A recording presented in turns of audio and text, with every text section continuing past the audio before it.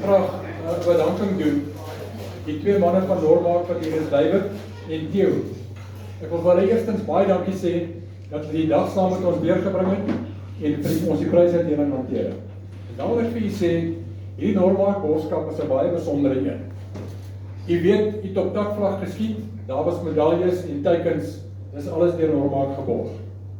Hierdie dag, die medaljes, die trofees, die lucky draw wat hulle gedoen het, dink ek is baie besonders. En ek wil vir julle sê, die totale borgskap versprei oor die takke tot vandag toe is in die omgewing van R200,000. Ek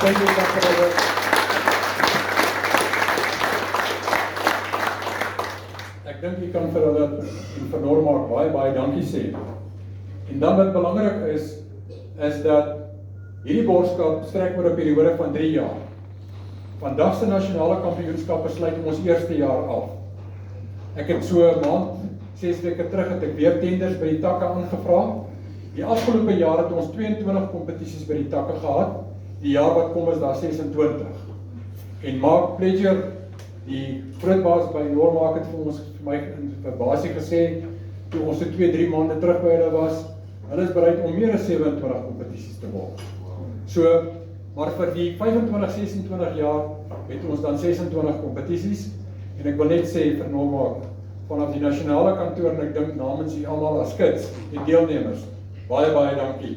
Dra asseblief ons dank oor aan Mark Pledger en